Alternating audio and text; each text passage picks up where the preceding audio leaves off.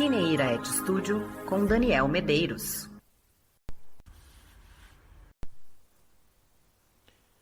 No período 1946-1964, não foram poucas as tentativas de destruir as instituições que mantinham de pé nossa primeira experiência democrática. O fechamento do PCB em uma decisão controversa do Superior Tribunal Eleitoral foi somente a primeira delas. Depois tivemos a República do Galeão, que contribuiu decisivamente para o suicídio de Vargas. Daí veio a tentativa de impedir a posse de JK, sustada graças ao general Teixeira Lott, que leu e entendeu o que estava escrito na Constituição sobre o papel das Forças Armadas.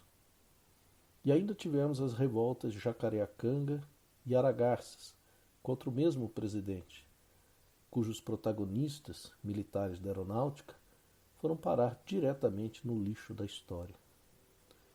E então tivemos a renúncia inexplicável de Jânio e, na sequência, a tentativa de golpe dos ministros militares, querendo impedir a volta de João Goulart.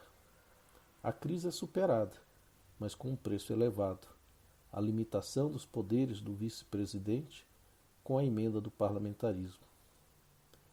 Até que, finalmente, depois de tantas vontades abortadas pela coragem de muitos e a força das leis, veio o golpe. Lição aprendida: a democracia verga e quebra. Foram 21 anos de restrições às liberdades, oposição amordaçada e, por vezes, violentada e morta, instituições claudicantes. Mas o desastre da gestão econômica dos militares e a mudança do cenário internacional com o governo de Jimmy Carter fizeram os ventos soprarem em favor de uma retomada democrática no Brasil. E desde então foram décadas de recuperação do estrago dos governos dos generais. Estabilização da moeda, recuperação de crédito, políticas fiscais mais sensatas, medidas necessárias de melhor distribuição de renda e principalmente uma nova Constituição, criando um novo marco institucional no país, remodelando e aperfeiçoando a experiência democrática dos anos 40 e 50. Um exemplo: na Constituição de 46 ainda se via, abre aspas, todo o poder emana do povo e em seu nome é exercido. Em 1988 a redação passou a ser assim: todo o poder emana do povo que o exerce por meio dos seus representantes. Claro e direto, voltamos ao jogo. No entanto, nos últimos anos, acompanhamos um desgaste democrático, um esgarçamento da ideia de que a democracia pode ser uma realidade duradoura para nós. Muitos brasileiros concordam com a ideia de que intervenção, fechamento de Congresso, STF, restrição das liberdades, censura, como se de repente despertássemos em 1970, as pessoas gritando nas ruas com a vitória da seleção, as pessoas gritando nos porões com a violência dos seus carrascos. E por que essa nostalgia, que é a crença de que existia um tempo melhor e que é possível resgatá-lo, nos assombra? Basicamente, porque não soubemos avançar nas promessas da democracia. E essa demora em implementar políticas que ampliassem a experiência democrática, ou essa incompetência, cansou uma parte da população, que não viu e não vê mais vantagens no modelo.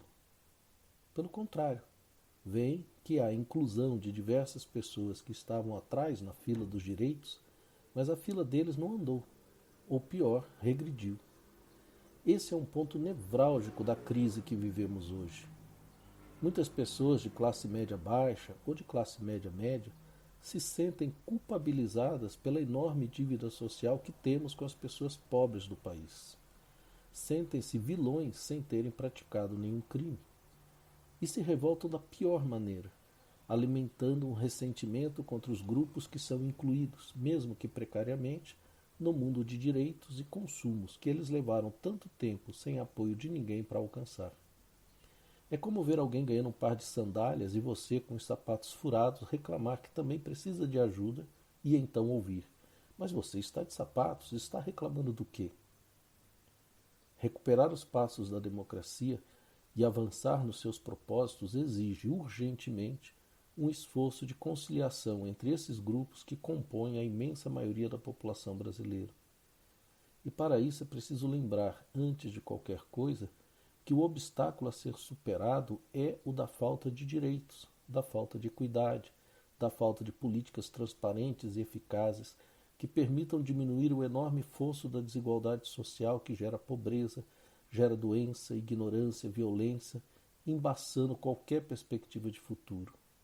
E não o confronto surrealista entre pobres e remediados.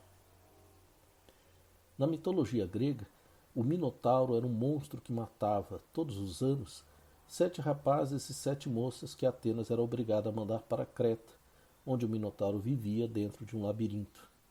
Teseu, filho do rei grego, voluntaria-se para ir com o propósito de matar o feroz animal e livrar sua cidade desse sacrifício insano. Não sabia o que fazer, mas tinha disposição de fazê-lo.